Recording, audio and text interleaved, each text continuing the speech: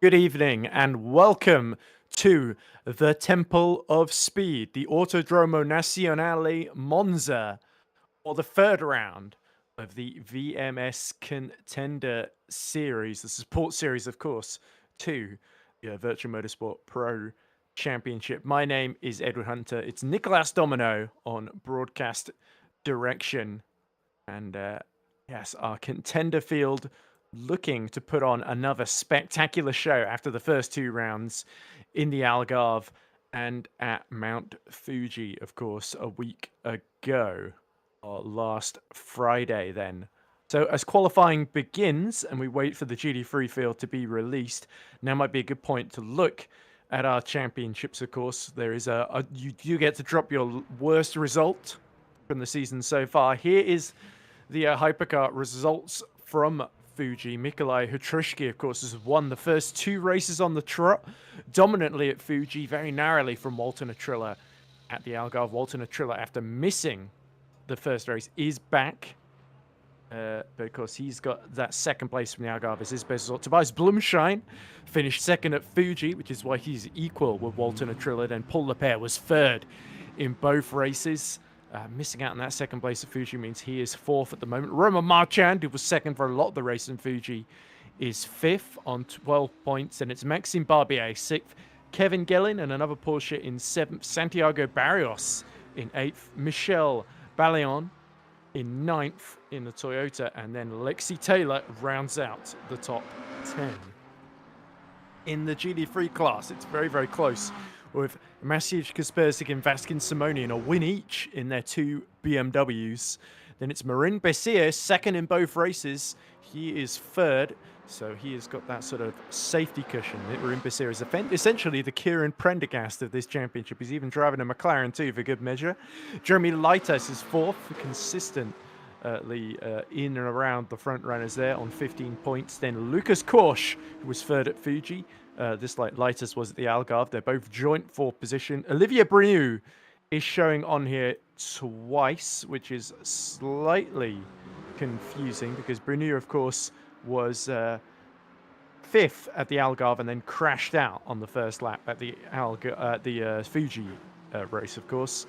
So it should be Brenu sixth, Nick Dealey seventh, a good race for him, sixth at Fuji, with Maxime Wendler in eighth. Stanislas Pajode, after being involved in that huge crash at Fuji, he's got two eighth places to his name, but he did survive that one. And then Rune Babers, the Brabham Esports driver, rounds out the top 10, does the Belgian.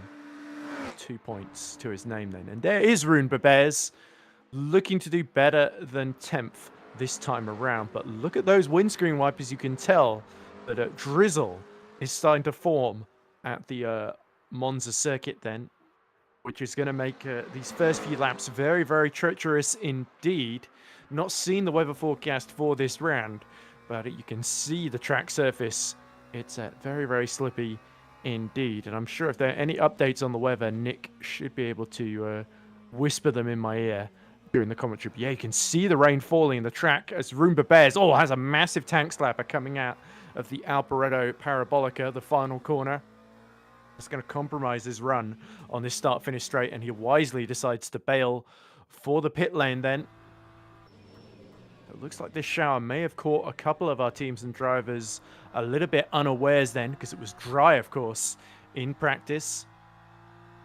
And the big question is, how much worse is the rain going to get by the time Hypercar starts then? So here is our joint championship leader, Vaskin Simonian. Great performance at Mount Fuji. There was, of course, that controversial collision with Lexi Taylor in the Hypercar class, where Vaskin Simonian turned in from the outside. Lexi Taylor sort of went for a bit of a risky lapping attempt. Worked horribly for Lexi Taylor in the end. The British driver being spun around, losing 3 positions, ended up finishing that race in 7th then. So Simonian had a bit of a tricky time there through the Redifidio, but is now starting to get things together as he continues round the Curva Grande and towards the Variante della Roggia. You can see just how early he's having to brake and the reduced speeds that the rain is forcing him to run. He's not got that much grip to work with, but Simonian determined to get a decent lap on the board here because, of course, We've only really got 11 minutes on the clock here for our GT3 runners, essentially.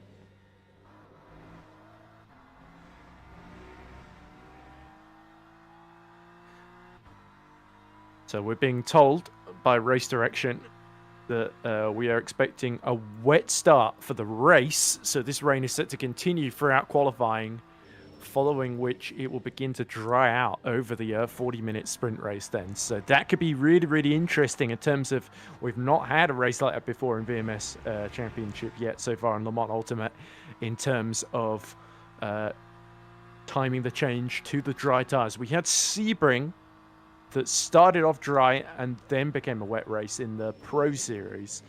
We've yet to see the sort of inverse scenario happen just yet. So this will be a real test of our contender field. As a whole, not quite as experienced as some of the, especially the front runners in Pro. There's a decent strength in depth, especially in the Hypercar field in the Pro Championship. Very, very good final sector from Vaskin Simonian, but somebody out there is going quicker. It could well be Maciej Kasperzik then. Round one winner from the Algarve, who struggled to fourth, was beaten, of course, in a great fight with Lucas Korsch at the Japanese circuit in Mount Fuji.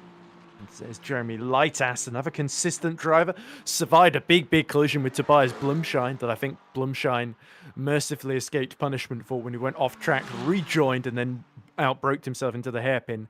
As Leitas goes third, I somewhat generously said for Tobias Blumschein that Jeremy Leitas turned in on him, which sort of implied that Leitas was maybe responsible, which I was probably a bit unintentionally biased on my part in favor of my old friend and former commentating partner Tobias Blumschein. So I should apologize to Jeremy Leitas and use more neutral language in future incidents there, that there was a collision between the two parties. But yeah, either way, it was deemed a racing incident, no penalty for either party, of course. And that's quite good to see on the whole. As we look at Lucas Korsch, about to set his first lap on the board. 7/10 off in the first sector, but he does get into the top 5. So he's the slowest of those to set a time. We're expecting with the rain still layering this track in a thick layer of spray. Although we're yet to see the rooster trails coming out the back of these GT3 cars just yet. It's more a slippy track than a completely aquaplaning, rain-soaked one.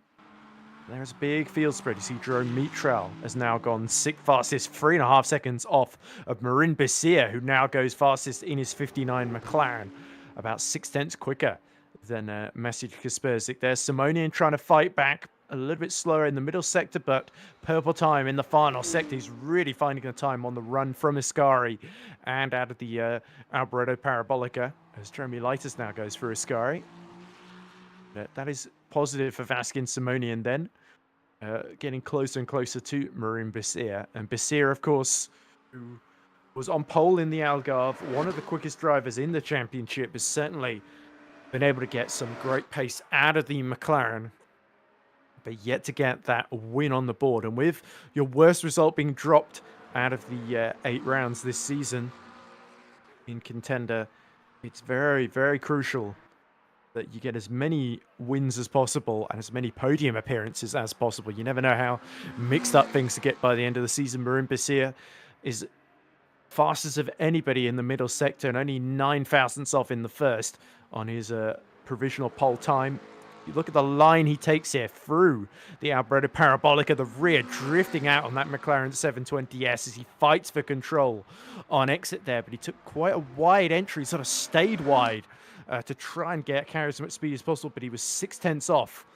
So clearly the rear end fighting him all the way there. Maciej Kasperzik, purple in the middle sector, but not quite enough to get himself ahead of Simonian. He improves, but stays in 3rd position then with 6 minutes left on the clock.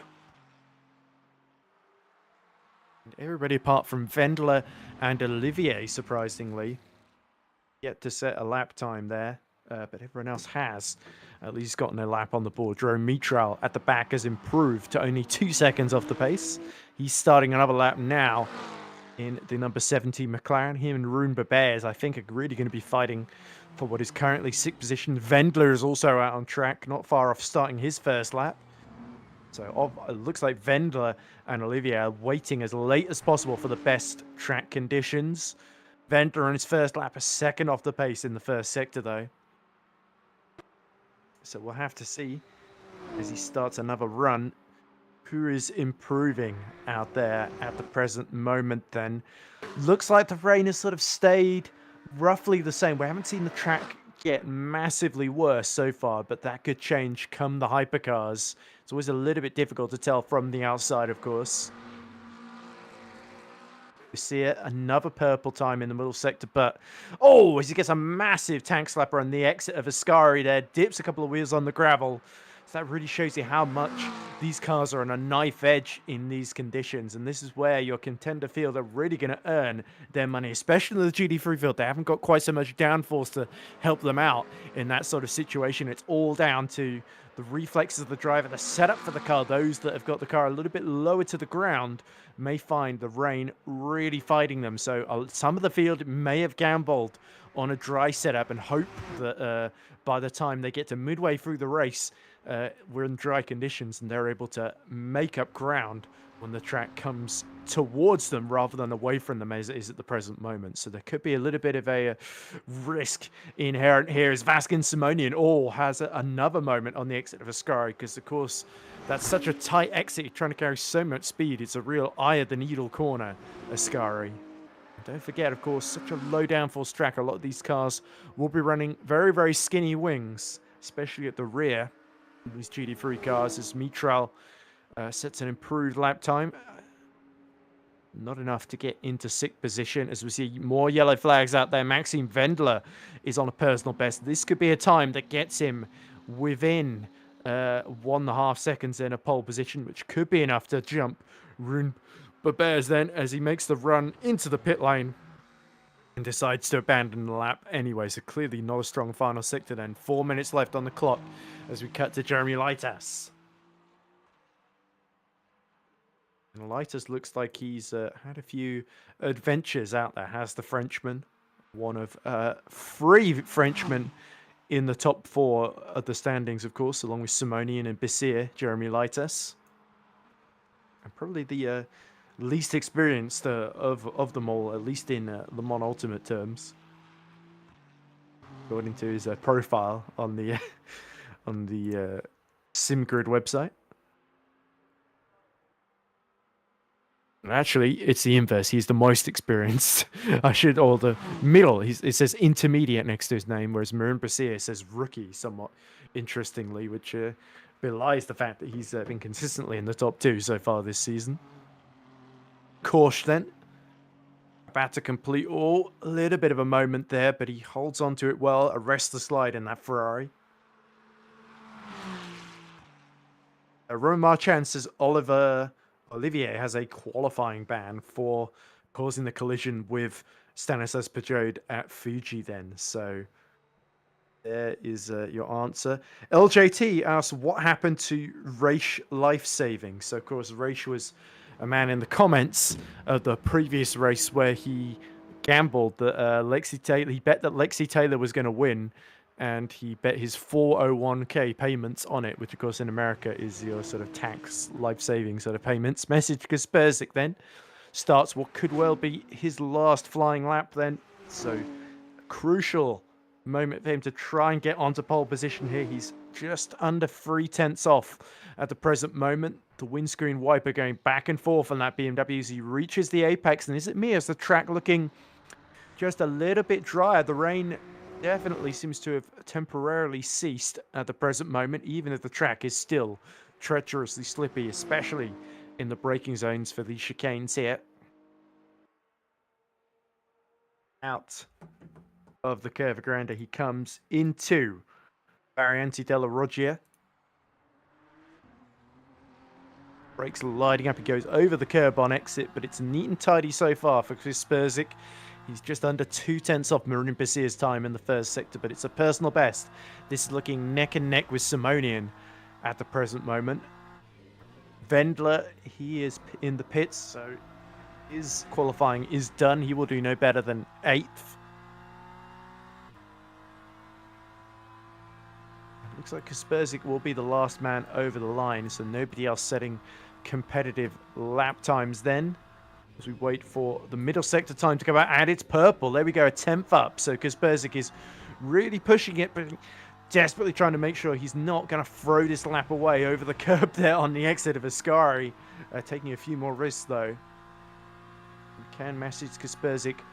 Winner in Fuji, get onto pole position for the second race in a row. It's all going to come down to this final sector then, the run through the Michele Alboreto Parabolica. That BMW looks pretty planty. You can still see the rain falling down. But is Kaspersky going into the pits? Yes, he is. So the track conditions not really improving enough for Kaspersky to make that run in the final sector. He had to take too many risks, and the rear just slid out then. So that is GD3's done. It's Marin Basir that will start on pole from Vaskin Simonian, Maciej Kaspersky, Lucas Korsch, Jeremy Leitus, Rune Beers, Jerome Mitral, and then it is Wendler, Maxime Wendler, of course, that will start in 8th, with René Olivier failing to set a time due to his qualifying penalty, which made him miss the entirety of the qualifying session. With the rain intensifying there wasn't really much point doing a second run. But now all of our hypercars almost are at the exit of the pit lane here. They can see the rain still falling, and in the last 10 minutes that forms the hypercar qualifying there, not expecting it to improve here. Nobody's going to take the gamble on dries, apart from that BMW, it seems. Is that Sobers then? Because they're taking the risk, I think, on the dry tires, because he's letting everyone through. No, Sobers on the wets. So it's either Bugiera, Barrios, or Blumschein then. Yep, it's Tobias Blumschein. So that's a crazy risk from Blumschein and Santiago Barrios as well, along with Kostas Militis and our points leader Kutrishki. So they're not bothering with banker laps. They are expecting it to dry out very, very quickly then. Or perhaps, yeah, they have maybe made a mistake here. So they're going to have to take a very slow lap, and off goes the Toyota. That must be Melistus hitting into the gravel at Lesmo 1 and almost into the wall there. So that shows you just how little grip there is, even on the outlap from the pits there. Everyone is having to tiptoe around on the dry tires, and surely they're immediately having to come in to switch to the wets, and they're going to regret that decision instantly. Yep, so 4 of our drivers on the dries according to our timing screens. Walton Atrilla, though, back after taking pole position in his last appearance in round 1 at the Algarve in Portugal. Now he's back after, remember, he locked the rear tires in that race, threw away a win, handed it into the lap of Kutrishki. Nikolai Kutrishki, of course, who then dominated at Fuji as we Walton Atrilla heavy on the brakes as he tries to spot that braking point for the Rettifilio. And you can see just how little grip there is. In fact, the Jota Porsche of, I think that was Demolians behind, actually had a much clearer entry, at least, into that corner there. Was able to take a much tighter apex into the first part of the Rettifilio. Walton Atrilla, though, we know exactly how quick he is. We expected going in the Ferrari to be a very, very strong car, as Atrilla all has another hairy exit there. He's still set the fastest first sector time then compared to Emolians behind. It's interesting to see then. Melissus and Hutrishki have bailed off of the wets as Atrilla dips the left-hand side of the cars into the gravel at Lesmo 2. So yeah, Atrilla is really testing the limits of this circuit, isn't he? And it might well backfire on him, given that I expect this will not be a very, very strong middle sector here, unless, of course, being the first man on track, of course, out of the pit lane, could give him a little advantage in that he's sort of first to spot the conditions. Yeah, but he's going to have to abandon this lap surely and focus on the next one. Van Chevalier has had the cleanest lap, but now he's tucked in right behind Demolians into the final corner, and that's going to put him off ever so slightly, you would think, at the very least, on his exit here. And Demolians, nearly spins it in front of the Toyota of Van Chevalier. Chevalier making his first appearance here. Great to see, of course, 3 drivers gambling on the Toyota then, as it looks like Atrilla went into the pits then. Blumschein who we believed was on the dries, may actually be on the wets. He has gone just a second slower than Ivan Chevalier. No, he's on the dries, interestingly, Tobias Blumschein. So that is an impressive first lap, if he is indeed on the dries, just to survive and be only a second slower than the first lap from our provisional pole sitter. Walter Natrilla, though, is going nearly half a second quick, but he's again messes up the exit of Redifilio 2 there. That's the Del Roggio, sorry. That goes into Lesmo 1 and 2. This is where he well and truly had to abandon the lap last time around as he goes through Lesmo 2. On exit, though, much tighter this time as he turns the lights on. And it definitely looks like the rain has stopped the windscreen wipers. Have ceased moving on Atrilla's car then. So has Tobias Blumschein potentially pulled a bit of a blinder here, going for the dries before everybody else. He is only 8 thousandths slower than Chevalier in the first sector this time around. So the track conditions are well and truly shifting here. And Tobias Blumschein, personal best in the middle sector too, but 4 tenths off. So while the track is still evolving here, Tobias Blumschein probably not going to set a pole lap this time around, but it is ramping up here. He's going to get closer and closer then as this session goes on. We're not expecting the wet runners to go any quicker now. Through the final corner comes Blumschein. He's done extremely well to hold on to this one so far. It's anybody's guess who pole is going to fall to. Tobias Blumschein gained another couple of attempts then as he goes third fastest, 1.3 seconds off of Chevalier's time. Brugiera and Balia now lap 9 tenths off the pace. Paul Lepere, he is on track. What tires is he on? He is on the wets as well. So he is committing to that strategy then with 4 minutes left on the clock. It's going to come to make up your mind time really for these hypercars. Are they going to stick with the wets here? Purple final sector for Lepere as he goes second fastest then, 6 tenths off the pace. Or are they going to gamble on the dries then? Anybody who wants to switch the dries is running out of time to do so. But there's Mikolaj Kutrishki. He bailed off of the dries and has gone for the wets now. And now is setting purple times. He's lighting up that timing screen. And he goes fastest of anybody then. Half a second quicker than Chevalier then. Mikolaj Kutrishki. And that's a crucial lap at this stage. And we'll have to see if the dry tire runners are going quicker then, or if conditions are just going to stay in this sort of in-between phase then. This is absolutely knife-edge stuff then for all of our hypercars. Christopher Raish says, hello peeps, time to make some money back. I am betting everything on Atrilla. Well, at the moment, Atrilla yet to get a time on the board, and it's Hutrishki that is once more looking for 2 poles in a row, but Walter Atrilla then just 2 tenths down in the middle sector, but 17 thousandths off in the first then. As he comes towards the line, is it going to be second fastest? It is second fastest, but only just from Chevalier, who's been very impressive. And Chevalier, in fact, goes even faster.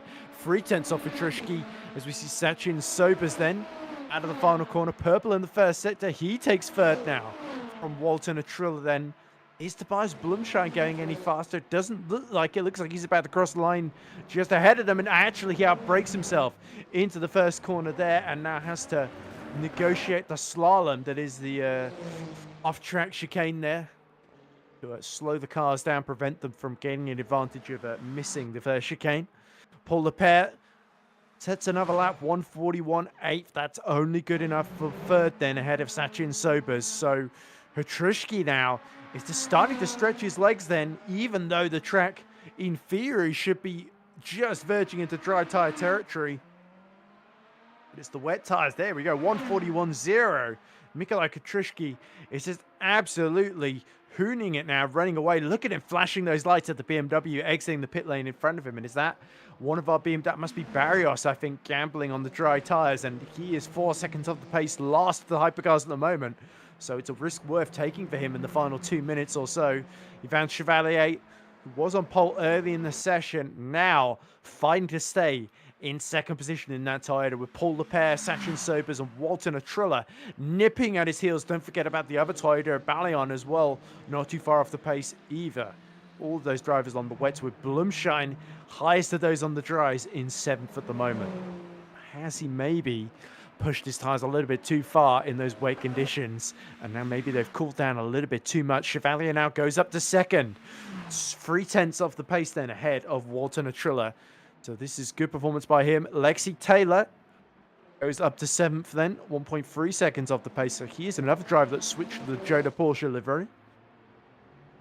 Along with Olivia Demoliens, the rear sliding out into the Red Ophelio there. There's Demoliens. Demoliens actually in the fat Prodon competition Porsche.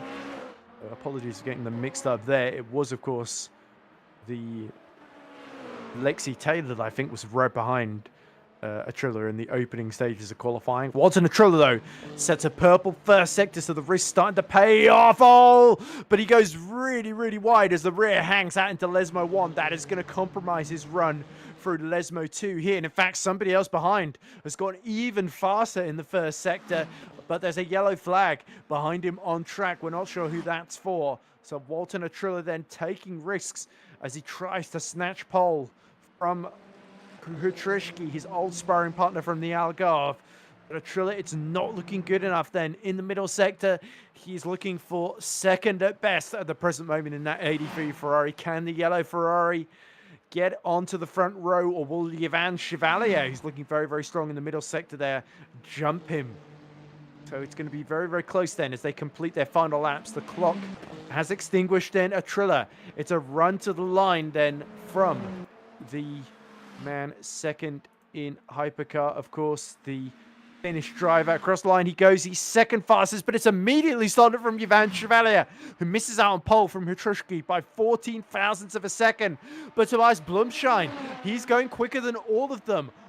Nearly a tenth and a half quicker in the middle sector there. There's a yellow flag out there. Paul Lepere goes fifth fastest now as Bugiera jumps him. He's another driver that gambled on the dries. But this is it then for Tobias Blumschein, a circuit he knows super well then as he comes out through the Parabolica. It's got to be good to take pole position. It is good enough. Blumschein nearly half a second quicker than Hutrushki, and that secures the German's first pole position of the season. That was a bold call, and it paid off on the final lap. He had to make that one count.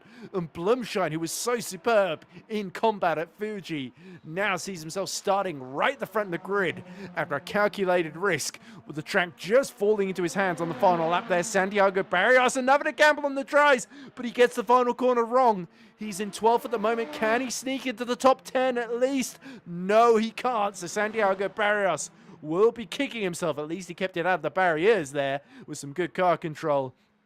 This was Kostas Miletus, I don't think has kept it out of the barriers because he is crabbing down this straight. The steering looking a bit wonky indeed.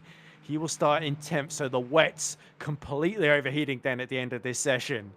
But wow, what a climax there. And you have to say full credit to Tobias Blumschein for taking the gamble that he did. And all of a sudden, Mikolai Hutrushki, who thought he had everything locked down, is suddenly going to find Blumschein ahead of him on that starting grid. And he's got quite the fight on his hands once more, which is exactly what you want to see in Contender. So let's have a brief look then at the starting grid in its holistic totality. Tobias Blumschein brilliantly taking pole position there from Mikolai Kudryshky. That is an exciting front row in prospect. Yvan Chevalier in his first appearance starts third from Walter Atrilla, who's going to be fighting Blumschein for that second place in the championship. Row 3 is Yanis Bugiera with Paul Lepere, the man third in the standings alongside him. Sachin Sobers starts 7th then with Michel Ballion in 8th. They make up row 4. Row 5 is Lexi Taylor with Kostas Miletus for good company after his crash right at the end of qualifying on the wets. Olivia Demoliens will start 11th with Santiago Barrios in 12th.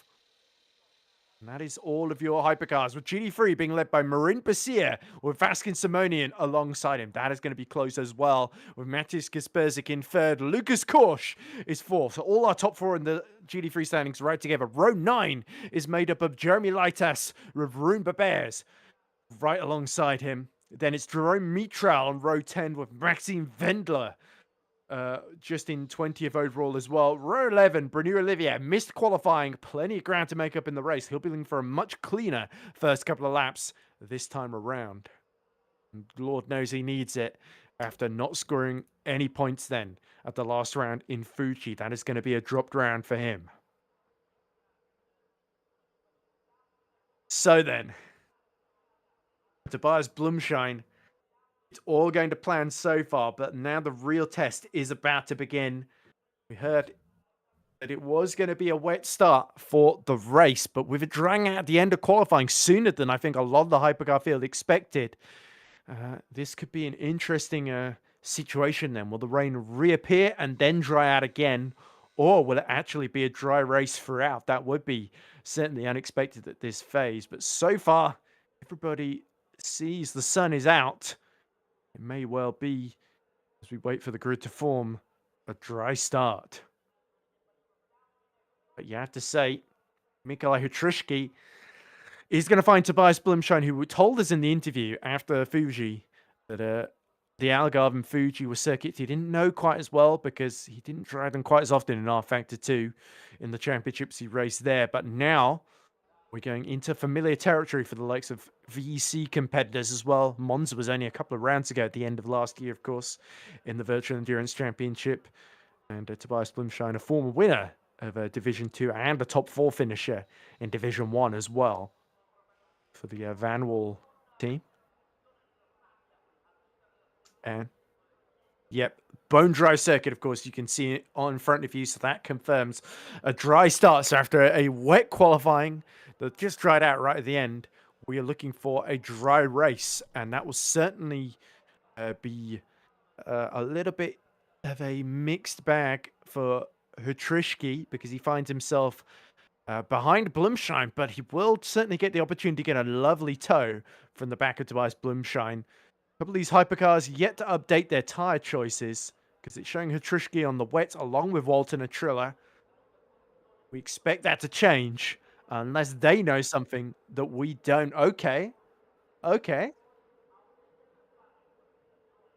So Nicolas Domino just telling me in the commentary box that the surface is wet, but the conditions are dry then. So in the it's not dried up enough from the end of qualifying for any of these drivers to feel confident about risking it on the dries, unlike Blumschein in quali. But it looks like Hutrishki has changed his mind along with Paul Lepere, both of them going for the mediums. Blumschein is still in the pits though, as the field accelerates away. And has he missed out here on pole position here? This might force a restart then if Tobias Blumschein has been wrong-footed or in difficulties here. Maybe he's been disconnected, potentially.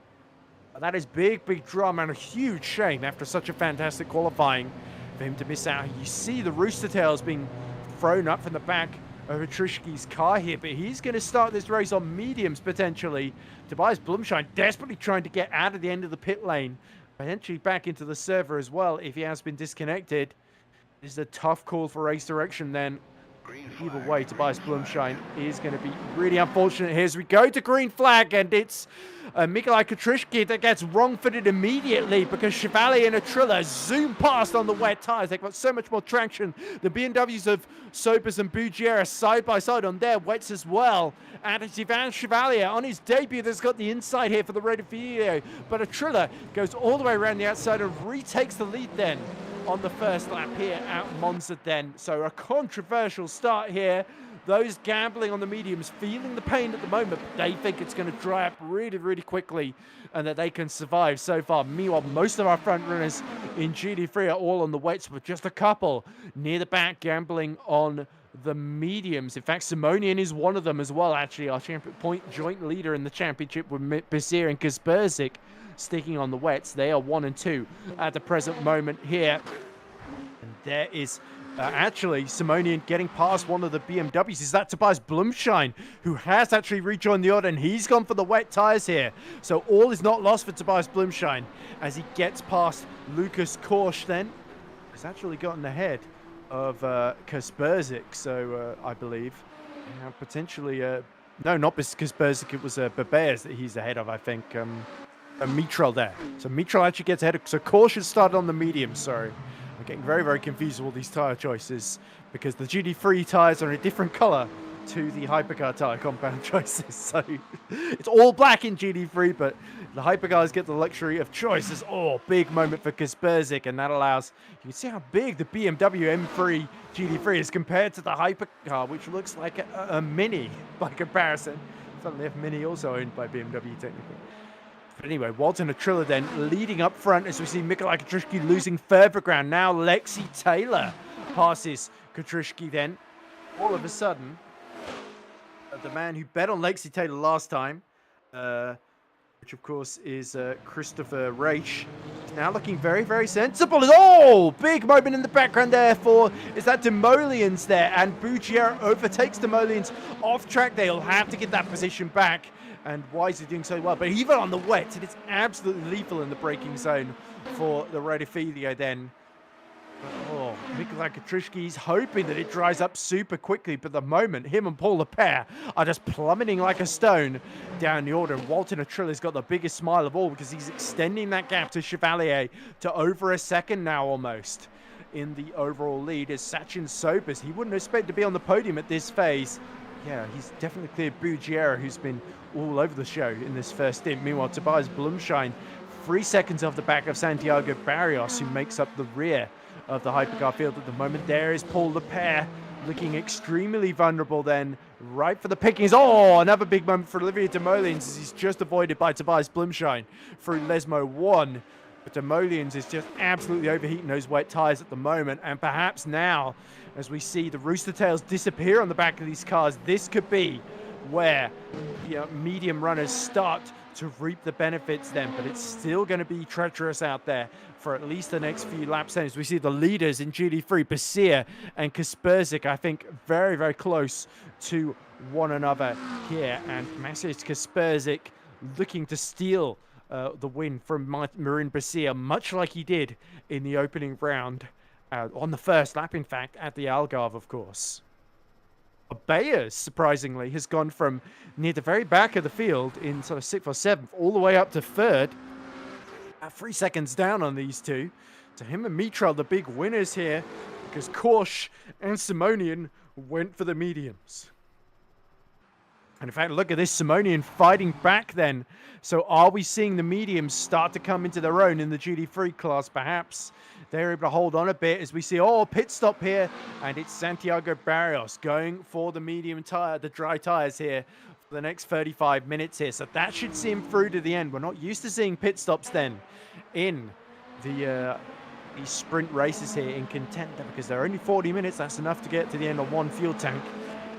Sperzik, though, continuing to pressurize Marin Basir, and here's Katrushki now, who's caught right back up to the rear of Lexi Taylor then. So look, overall then, it's only about a 5-6 second lead for Walton Atrilla over Katrushki then, who potentially could be going to the end. So Katrushki and Lepere, they may be down the pack at the moment, but they are on the right tires then increasingly as these conditions continue to shift, whereas everybody else is in a really tricky position here, especially Tobias Blumschein. You would think he might have been one of the ones that would have risked it on the drier tires had he not had that disconnection or whatever the issue was. Oh, big lockup for Katrushki as he goes well offline onto the wet stuff on those dry tires, which is not a good combination up the inside, but it's a horrible exit for Lexi Taylor as he fights that Joda Porsche full control, and Katrushki is going to be right in the slipstream then as they go down the start-finish straight. And Paul Lepere is fighting with Tobias Blumschein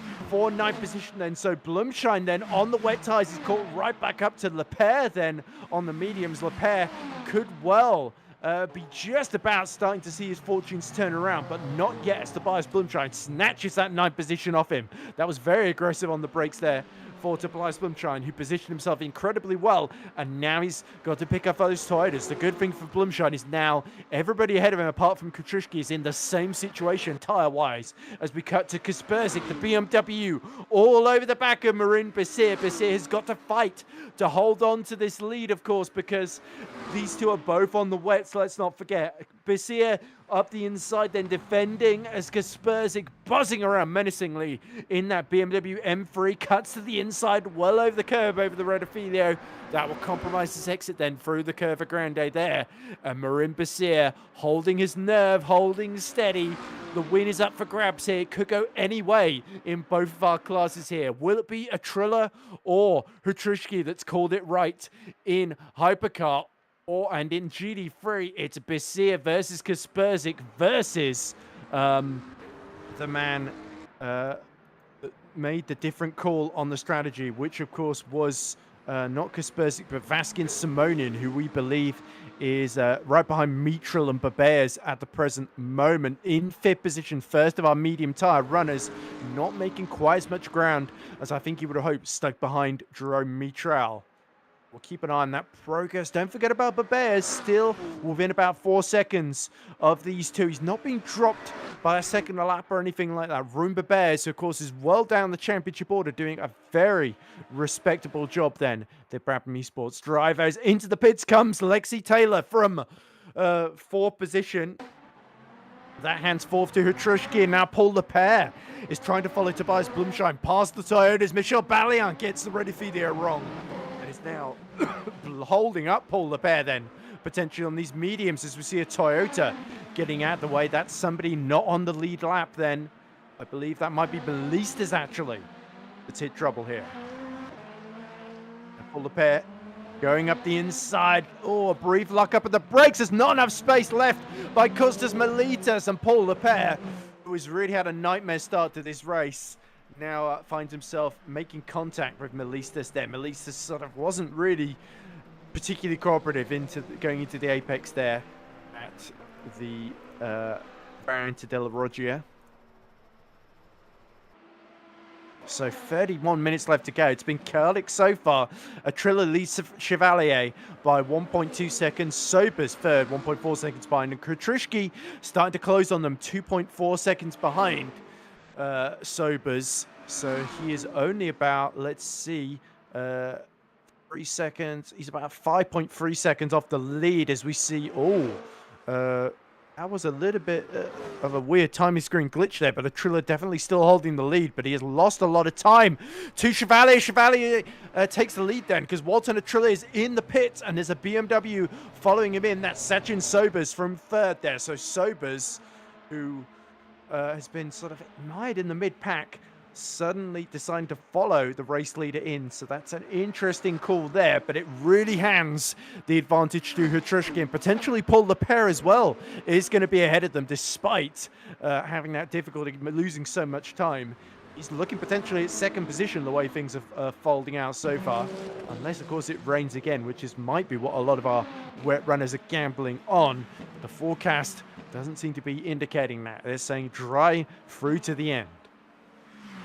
There's Lepere gearing up for another assault on Kostas Melitas as Walter Atrilla exits the pits in 10th position, 2 seconds down on Sobers. So not only has Atrilla pit from the lead and lost a lot of positions, he's come out behind Sobers, who pit from third behind him. As now look how wide Melistas is going. Out of Lesmo 1, this gives Paul Lepere a chance to get alongside into Lesmo 2. This time Melistas tries to hang it around the outside. That's bold. Oh, has to be so careful not to hit Lepere there, but Melistas then has to give second best then to the Frenchman in the Ferrari, who gets through into sixth then. And Paul Lepere, of course, this is where he'll really start cutting through the field like a knife through butter on those dry tires there, where everyone ahead of him, apart from Hutrushki, is on the wets. But Chevalier has got to make up his mind now.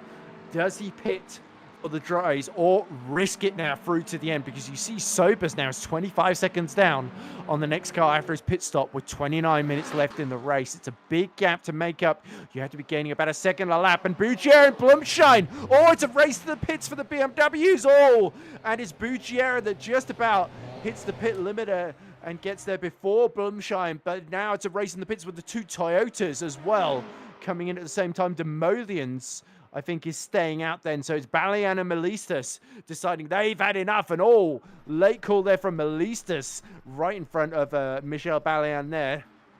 Now we go to Hutrushki. This is the fight for the lead. Ivan Chevalier is desperately trying to hold on to the wets, but he is losing so much time staying out there. And now they're coming upon the GD3 traffic as well for good measure.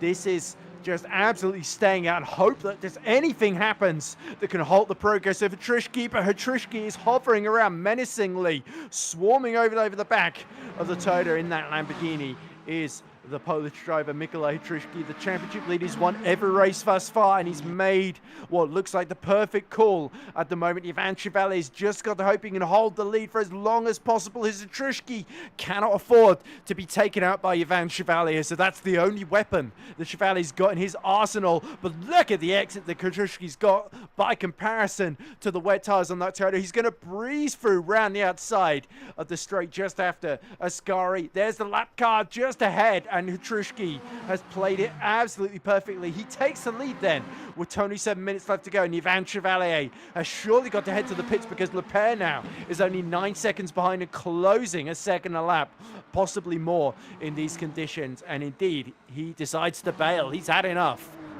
Out of the pits now comes Kasperzik as well. He is going to drop down the field behind Jeremy Leitas. So Leitas, of course, one of those drivers that actually switched, I think, to the drives quite early on. As we see Paul Leclerc now takes second position. So it's a very mixed up order. Only Olivier Demoliens is staying out on the wets in the Hypercar class.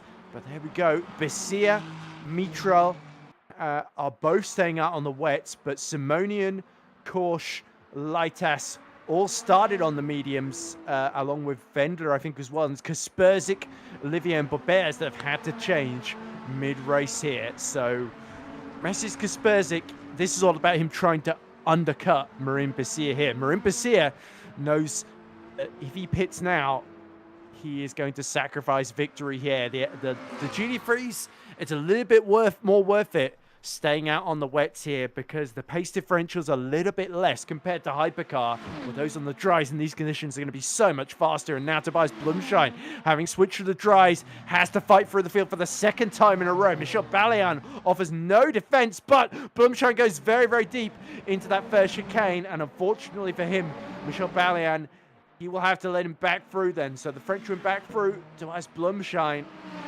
who did get that brilliant pole position in qualifying, having bad luck at the worst possible moment, having to miss the start, starting the race from the pit lane then.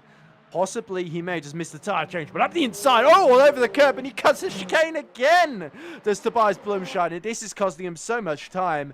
This time he decides, well, I made enough of that corner. I'm going to stay ahead of Michel Balayan. I think he might argue, Balayan, there we go. The Blumschein was not significantly ahead before the chicane there. And Blumschein, I think, is heeded that. This time he gets a much better exit here. So Blumschein, I think, just trying to avoid later penalties. Olivier Demoliens comes into the pits now. And all that being held up there, missing the chicane, having to slow down twice there for Blumschein, could allow Demoliens to potentially overcut him here if he's not careful. So then, 25 minutes left on the clock. We're reaching the halfway point in this race. So Sachin Sobers is now back into third position, 4.5 seconds ahead of Walter Natrilla then, who of course was one of the first to gamble, but he's still trying to chase down Sobers. So Walter Natrilla has gone from leading the race to suddenly fighting over third position here. Paul Leclerc may have actually played this perfectly. Martin Kamak says, Hryszki for the win. Honestly, what a skilled driver.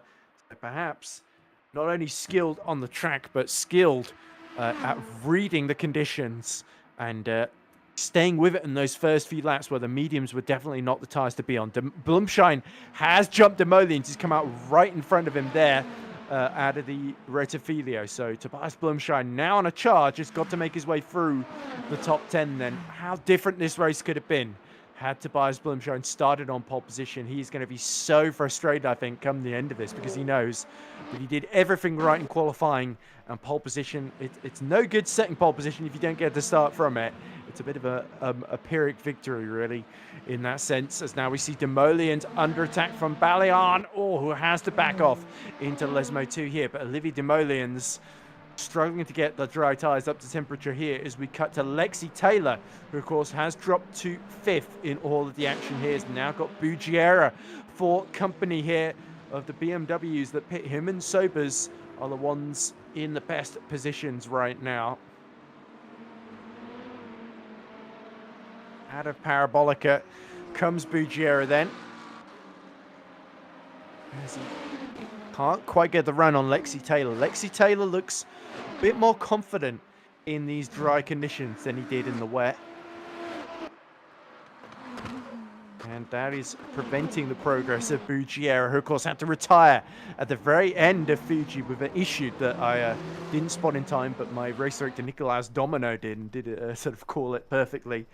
So I was wondering why so all of a sudden the man in 6th had disappeared off the timing screen and fallen to 10th, but it was Bugiera, of course, running out of fuel, I believe, on the very final lap. So this time he'll be hoping not to have that issue with the wet running at the start. Fuel should be a little bit less of a concern for our hypercar field this time around. This is one of the closer battles on track. Blumschein now has actually caught up to Chevalier, who was running second early on, has really lost out in the pit window by staying out a bit longer. Those extra few laps, it's really cost him relative to Atrilla and Sobers that he was fighting with. So Yvan Chevalier, him and Blumschein, really the two men started on the first 2 rows, now fighting for 9th. As you see in the background, Demolian struggling to keep the other number 8 tighter, Balayon, at bay. Doing a solid job so far. You can see the overall lead gap, and that shows you the big advantage. 40-second lead for Katrushki, as we see, Bugiera does pass Lexi Taylor for 5th while we've been watching this, but Blumschein is gearing up for an assault up the inside into the Alboreto Parabolica, and Yvan Chevalier tries to turn it from the outside, gives very, very little space to Tobias Blumschein, who wasn't significantly alongside. It's fair to say the Inception McLaren has to give way, and Lexi Taylor fighting back up the inside into the red video, uses the traffic very, very well as they go free wide, and a little bit of a bump from Bugiera there, who was annoyed that his bid for the lead didn't quite work out. But here comes Blumschein on the inside into the red Ophelio. This is where he struggled on the brakes earlier on, but this time he clears Yvan Chevalier brilliantly, does Blumschein then, and that's more like it for Tobias Blumschein, up into 9th position, but still work to do. 4.8 seconds then to Santiago Barrios in the BMW. You can see just ahead then. But certainly Blumschein now starting to light up the timing screen, showing the pace that he did in qualifying then. Now the last 20 minutes of this race, it's really about limiting the damage, seeing if he can maybe sneak his way into the top 7. That would definitely be achievable at the present moment with the pace he's got over Barrios and Melistas ahead of him. Remember, Melistas going into the gravel on the first lap. He's somehow running 7th at the moment. Meanwhile, in Wendler has had to pit, so that has cost him a shot at victory here. Simonian is cleared. Mitral, who's stubbornly decided to stay out on the wet, but he's just hemorrhaging time now as the delta continues to grow, even in GD3. Marin Basir, the risk is he's look at the gap, 10 seconds at the moment with 20 minutes left to go, and I really think this is a losing battle for Basir. He is just handing his race to Vaskin Simonian at the moment, but because he didn't bail early enough for the dries, he's sort of put himself in this position where it's either stay it out and just hope that the man in 3rd at the moment doesn't catch him, which of course is his title rival, isn't it? Which is Marin Basir, isn't it? No, not Marin Basir. It's Kasperzik. Sorry, he did pit for the dries, as you see on screen. And Simonian's got a big gap to Lucas Korsch as well, as we see the Hypercars trying to make their way through in such a mixed-up contender race with the weather well and truly mixing up for the entire order.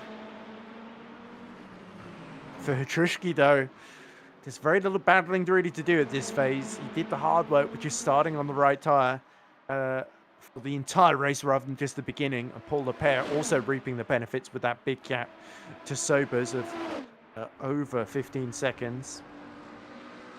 Here comes Lexi Taylor back up the inside of Bugiera. They go side by side for Ascari. Surely Bugiera is going to be able to hold on to that one. Oh, that's risky, as he just has to get his elbows out there. And these two are starting to lose time fighting each other. But that was very, very aggressive defense from Bugiera then to reassert himself back into that 5th position. Him and Lexi Taylor really putting on what could well be the best battle of the race so far. Still got just under halfway left to go.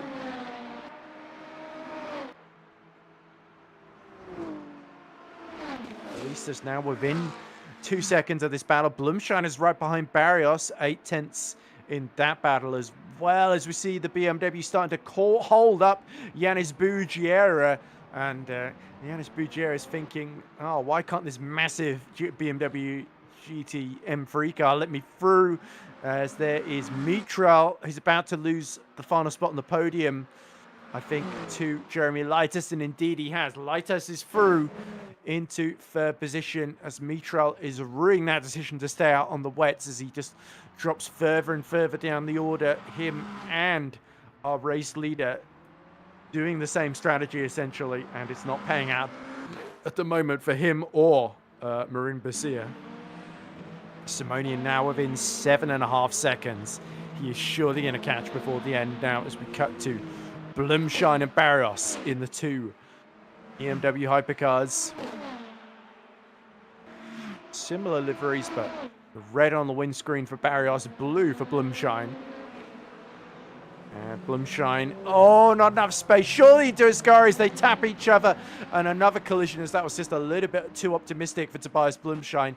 And now Yvan Chevalier is back in the mix here in this battle for 8th position. Then he's starting to slipstream Blumschein as Blumschein is starting to feel a little bit boxed in. Needs a little bit more slipstream from the back of Barrios. And that has another nip up the inside into the Alboreto Parabolica. But this time he's gotten the really good exit here as they run side by side.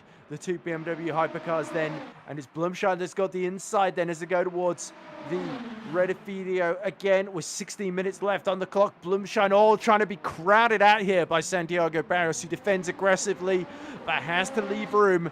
Blumschein up the inside.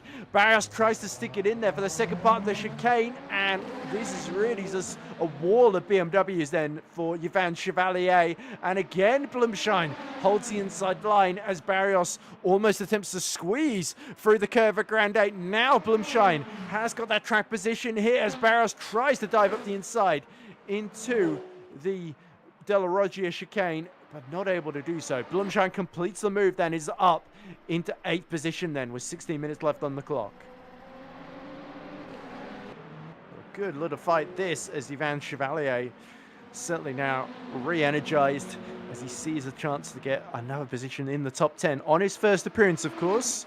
Did start from the top 4 on the grid, but now still determined to make it a strong debut here in his Toyota.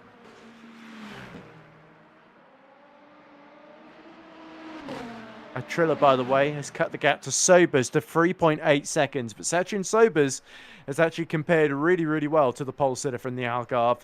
Meanwhile, Simonian is within 2 seconds of Marin Basia. Basia, it's a matter of when, not if, as Santiago Barrios taps the back of, is tapped in the back, sorry, by Yvan Chevalier. Chevalier flashing his lights. He feels he's being held up by Barrios. But that was a bit of a risky move there as we cut to Simonian now. Surely heading for his second victory in a row. Marin Basia cannot hold on for 15 more minutes with the lack of traction on exits here on those overheating wet tyres. But it's a case of the sunk cost fallacy for Basia. He pits now. He's going to come out behind Babeas. So he's got to hold on and just see if he can hold on to a podium finish here. Now Vaskin Simonian is well in the slipstream. We see the race leader Hutrushki lapping both of them, cutting to the inside. Comes Vaskin Simonian. This is going to be like taking candy from a tiny infant here into the first chicane, and Marin Basia knows there's no point fighting that because he's got nothing to fight with on the wet tyres there. He took the gamble and he is lost. Vaskin Simonian then now going to extend that lead, but Korsch 10 seconds behind, could still catch in his final 14 minutes as you got to expect that Marin Basia is just going to hemorrhage more and more time as this race goes along. We now cut back to the Barrios Chevalier contest for 9th position. Another slightly poor exit for Barrios. And here comes Chevalier looking for another run into the parabolic. This time Barrios defends, but doesn't defend well enough. Up the inside, forces his way through Chevalier. That was a much more straightforward move on this occasion. Just was able to show his nose in time. And Barrios sort of, it was a case of, let me through or you will crash again from Yvan Chevalier there. And Santiago Barrios deciding discretion, the better part of valor on this occasion. that is going to temporarily put a halt to that battle. Now we see the battle for sixth between Melistas and Lexi Taylor. Melistas has got Blumshine still catching within 2 seconds and with 13 minutes left to go. So it is possible we could see a three-way fight for sixth here if Melistas and Blumshine continue to catch Lexi Taylor here. But Lexi Taylor is going to be determined to hold on to what would be his best finish of the season. Lost that fifth position at Fuji a week ago, but now looking to make up for it with a top six here, given the way the strategies have panned out. Lexi Taylor then 2.3 seconds behind Bugiera as well, as Bugiera is well and truly losing ground from the back of a Triller, who remains about just under 3.5 seconds behind Sachin Sobers. So a Triller continued to catch Sobers, but it's going to take an interruption from traffic, I think, to change the podium order. Hatrishki, unsurprisingly, extending that lead over Paul Lepere, though. Korsch, by the way, has gained about 4 seconds on Marin Basir in recent history.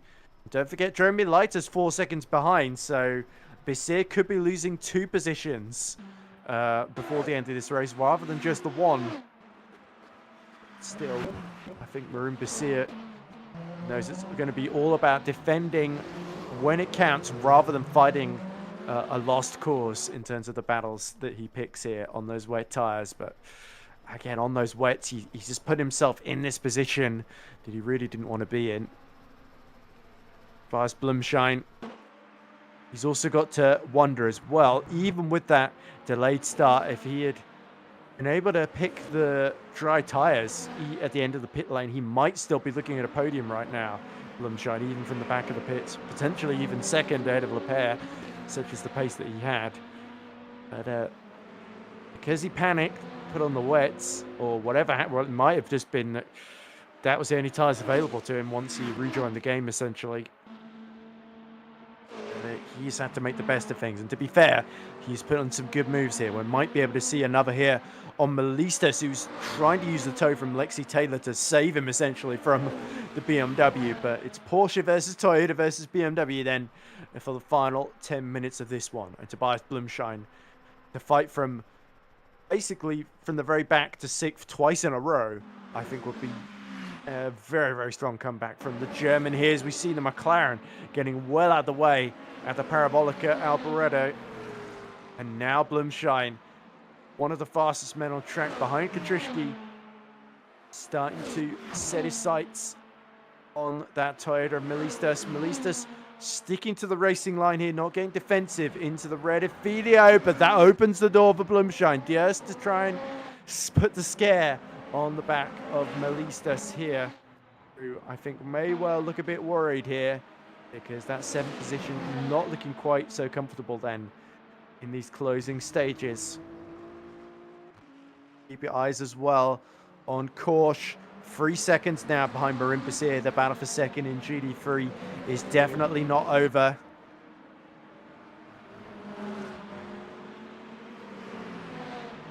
And now Tobias Blumshine.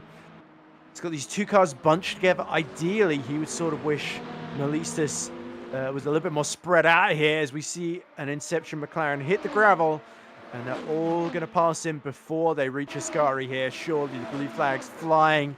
And in fact, Blumshine getting very, very close. He's going to try and show his nose to the inside. Bugiera has been caught by Taylor as well. We could see a four-way fight for fifth here. This is shaping up superbly in the climax here, just off of the podium position. I say just off, 20 seconds off, as the Triller now is within 2.8 seconds or so of Sachin Sobers. So he's definitely not given up on the podium here in the overall standings. We'll look at Lucas Korsch, 1 second now behind Marin Basir, and he's flashing his lights. He knows second place is up for grabs. That will be his best finish of the season so far.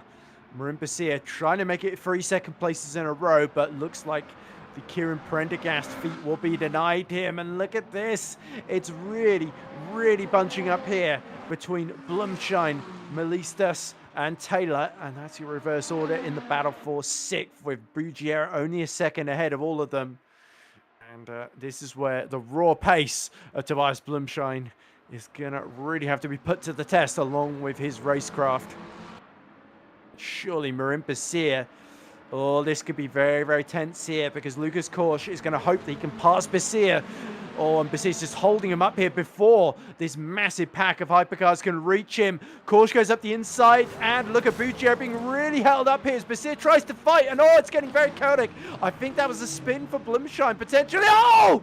And it's Blumschein and Melissa that have tangled at Lesmo too, and that caps off a horrible day for Tobias Blumschein, the pole sitter, stuck in the wall there, and we cut away just as it happened there. I think Blumschein made a bit of a move, trying to take advantage of the interruption there.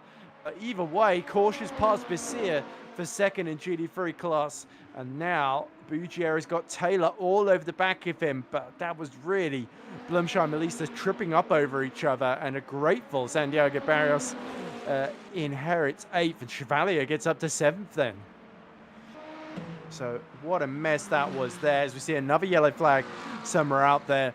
I think Tobias Blumschein is going to be not best pleased at the end of this one, as we see Santiago Barrios, I think, potentially has also hit trouble because he was not looking in the best shape there, as Olivier Demoliens is now all over the back of him in the fight for 9th. Look at Lexi Taylor, though. Oh, that was a late move, actually, to the inside of the BMW from Barrios.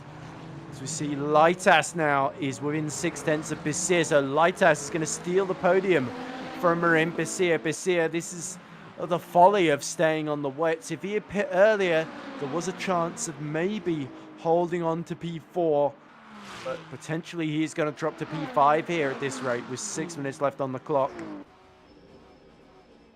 As Jeremy Leitas is going to demote him to 4th. Surely, just look how slow Marin Basir is. He tries to defend the inside, but he knows it's a lost cause on those wet tyres on a bone-dry track. And up the inside he goes. Kaspersik now has caught both of them and immediately adds insult to injury. Kaspersik was the one fighting Basir at the start. He pit for the dry tyres, and he makes it look very, very easy, immediately following Leitas through. And now he's going to try and take that 4th position off him. So we've not seen a whole lot of Simonian since the pit stop, I believe. But this is not Simonian, sorry. Kaspersik. I'm getting my my two drivers in the lead of the championship mixed up, of course, as Katrishki has a little bit of lockup into the the Ascari chicane.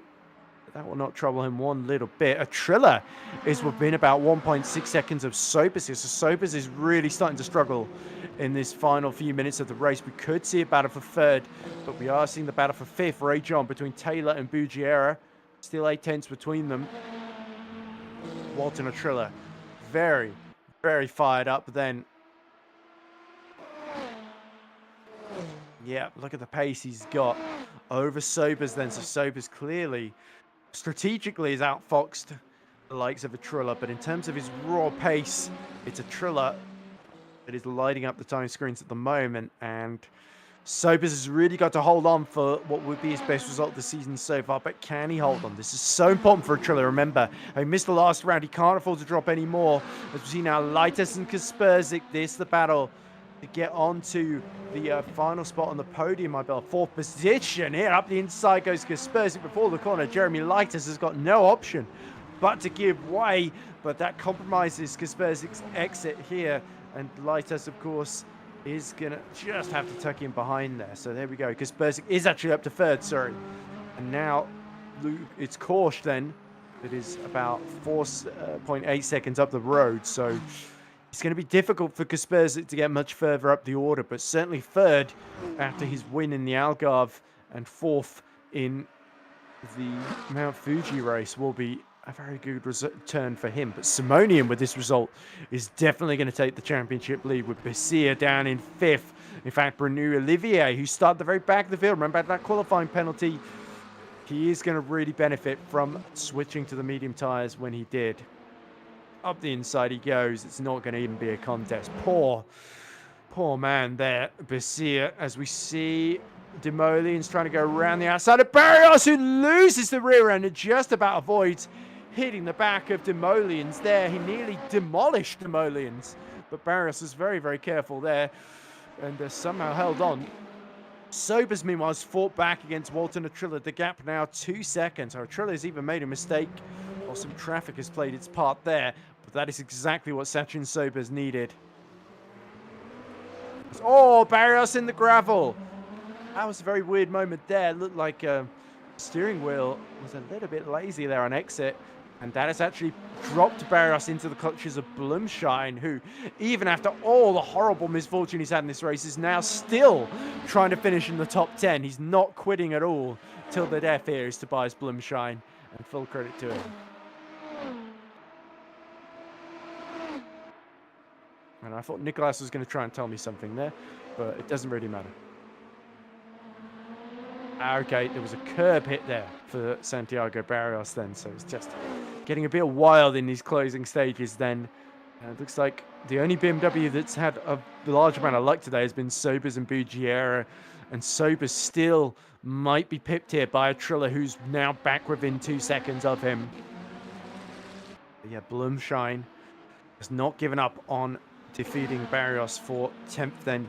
Meanwhile, GD3, you gotta say, man who's called it absolutely perfectly today has been Vaskin Simonian. And yeah, quite a way ahead then. Of course, she was the other driver that risked it on the mediums at the start. Of course, she's going to certainly gain in the championship too. But Simonian, of course, didn't even enter his name properly for the first race. He was just unknown driver. Now starting to take control of this championship, and that puts pressure on likes of Basir and Kaspersik, of course, who came in level in the points. Now is running out of time to catch course here. She's going to deny him a shot at second position then as we cut back to the Blumschein Barrios battle. Two Bs in the BMW. Oh, look at Tobias pushing a little bit too hard into Lesmo on the rear, starting to complain and cry enough after everything that Tobias Blumschein's car has been put through. The final minute of this race, Blumschein saying, come on, just a little bit more, old friend. We've been through a lot of scrapes, misfortune together. We can finish top 10. There would at least be something out of this race. So far, it's a race that promised a lot more. It's going to be interesting to hear Tobias's reaction if he doesn't want to be interviewed with us by the end. As we go into the final minute now, Atrilla 1.6 seconds behind Sobers, who, while Sobers has been caught to the tune of nearly 4 seconds now, you have to say he has responded brilliantly here, strategically outfoxed the Ferrari to get ahead at the pit stop. And Atrilla, it's going to be a little too late here, sadly, for him, I think. As let's see whether Hutrushki is about to start the final lap. Where is he? Yep, here we go then. 25 seconds on the clock. We will get one more lap then here at Monza to finish round 3 of our Contender Series. There's been a lot of wet-dry action, strategy drama up and down the field. Those who've risked it on the mediums reaping the rewards, and those who stuck it out on the wets having to make sure they were the first to pit to not lose ground, and having to battle those pitting late for the dries, having to battle their way through the field. Lightas still 7/10 behind Kaspersik, so keeping him honest here, Kaspersik has had to use a lot of his tyres to get onto the podium here. Oh, as we see a little bit of gravel hitting ahead of Hutrushki. Simonian has been absolutely superb then, as has Hutrushki. 18-second gas for both of them, and they're going to be our class winners then. As Hutrushki then, it's going to be 3 wins in a row for the pole. Can anybody stop him? We thought Tobias Blumschein might be able to, and then he got disconnected. We thought Walton Atrilla might be able to in the first round, and then he locked up the rear brakes.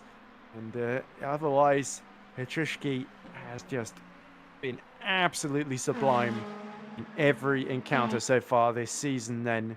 So all of our sprints so far this season going to Mikolaj Hutrushki then as he comes through Parabolica for the final time. And he completes then the hat-trick then, having led almost every lap of this race apart from the wet-dry tyre changes. Mikolaj Hutrushki wins again for the 3rd time in a row at Monza to stretch his championship lead even further then.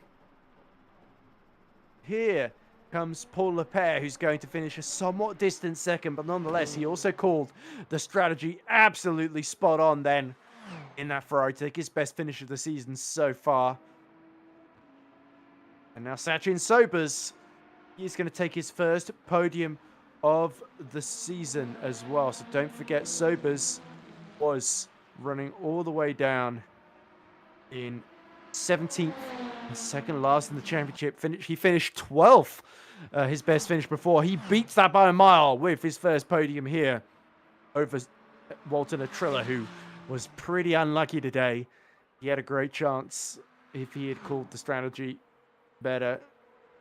But there is Vaskin Simonian. He's going to finish ahead of Lucas Kors, who takes second, and Simonian is going to take the championship lead then in GD3. Lexi Taylor just holds on to sixth from a resurgent Yvan Chevalier there. So a good race for Lexi Taylor, finally getting that top six on the board that he richly deserved. Gier as well, doing well to hold on to fifth. And then Santiago Barrios is going to hold on from Blumschein, who's hit even more trouble then in the final minute of the race then to drop behind Costas Militas then. So Tobias Blumschein, if he didn't have bad luck, he'd have no luck. But nonetheless, what entertainment our Contender field have provided for us today. Certainly a lot of drama here at Monza. The winner, really, once we knew which way the wind was blowing, which way the weather was changing, there was never really in any doubt for Hutrushki once he was just minimizing the damage that the wet tyre runners could do in that first stint. So, confirmation then of the provisional results. Vaskin Simonian takes victory in GD3 after gambling on the mediums at the start, along with Lucas Kors. But nonetheless, 21 seconds to the good. Simonian was just absolutely sublime, and it's his second win in a row. Masic Kasperzik was one of the first to bail for the dry tyres, and as a result, he takes the final spot on the podium from Jeremy Leitas. And Bruno Olivier, who gambled on staying out on the wets the whole way through, lost a lead, eventually fell down to fifth. The man who had been so consistent this season has to settle for a fifth place finish. He does at least beat Rune Beberes, and it was Marin Bassir, sorry, who gambled on the... I'm mixing up my French McLaren drivers. It's Marin Bassir who gambled on the wets. It was Bruno Olivier who went from last to fifth, actually had a very good race ahead of Rune Beberes.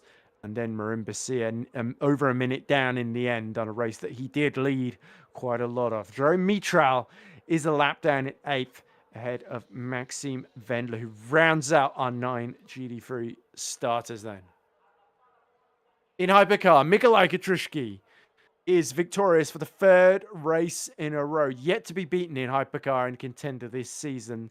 And it's looking more and more imperious as this season goes on. Paul Lepere was losing a lot of ground in that first stint, but did at least finish within 20 seconds of Hutrushki, the only driver to do so. Sobers, of those who pit, he was able to jump Walter Triller in the pit stop phase and take the sort of net lead of those who started on the wets, with a Triller just missing out by over a second then in the end. Yanis Bugiera, he also matches his strong result in Fuji with another result in the top six with fifth.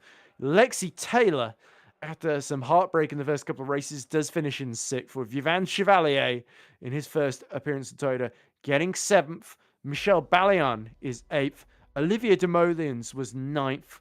And then Santiago Barrios rounds out the top 10, with Costas Militas in 11th after a bit of a messy race. But even more misfortune for our pole sitter, Tobias Blumschein, who very, very sadly rounds out the field a lap down. But certainly he put everything out there. It wasn't really Tobias's fault necessarily that things didn't work out. He just had a string of bad luck that spiraled out of his control. So then 3 drivers in the interview waiting room. Let's start first off with the one, the only, Mikolaj Hutrushki.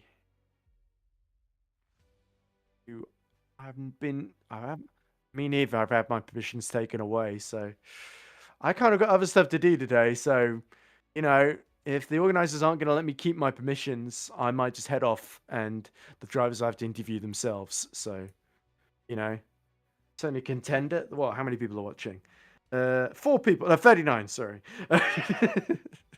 As I see celebrations, rightly so, in the chat for Mikolaj Hrushky, who completes a fantastic hat trick. And let's not forget Vaskin Simonian as well, winning 2 in a row.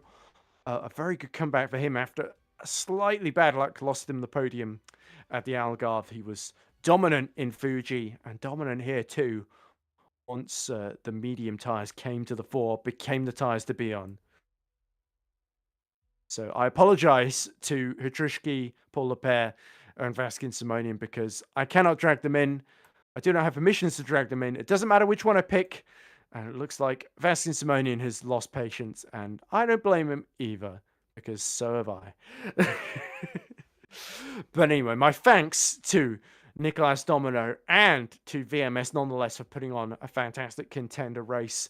Congratulations to Mikolaj Katrishki and Vaskin Simonian for winning in our 2 classes. So let's remind ourselves of the calendar. The next race will be our first endurance round of the season next Friday. I believe it's 100 minutes of, is it Sebring, if memory serves correctly? The endurance, yes, it is then. There we go. That's round 4. And of course, Sebring, a very, very popular track. All of our endurance runners will know it very, very well indeed. So, look forward to a much longer race there. And hopefully I'll have a co-commentator to take some of the strain off me as well. And for those who are fans of my commentary, I'm going to be commentating all day tomorrow for the real-life Elite Karting Series. So go to their website and go to the radio section if you want to hear me and my friend Matthew Bolton commentating on about 6 or 7 hours of some of the best rental karting action that Great Britain has to offer from Sandown Park in Esher. So my thanks to all of our competitors who got to the end of a very, very tricky race then. So wet or dry, nothing can stop Mikolaj Hrushky and Vasquez Simonian coming very much to the fore once more with a 2nd win in a row. It is all to play for still in Contender. Remember, our top 3 will go through the Pro next season. I've been Edward Hunter. Thank you very much for watching the 3rd round for VMS Contender at Monza. We'll see you at Sebring in a week's time. We'll see you on Sunday, of course, for our 5th Pro round, which will be the sprint race, also at Monza, of course. So that is, of course, going to be on the 9th of February. Same time, similar place at 7 o'clock will be the start of the race with qualifying starting at 6:30. So remember, Michi Hoyer, Jene Simčić tied in the lead of the overall standings there, and Kieran Prendergast trying to extend his lead over Sebastian Wunsch in the GT3 class. So don't miss that, and we'll never know, we might be the first win for Kieran Prendergast, who has been threatening to do it for so long. He might finally get his long-awaited Rish. Thank you very much for watching. We'll see you on Sunday, and bye for now.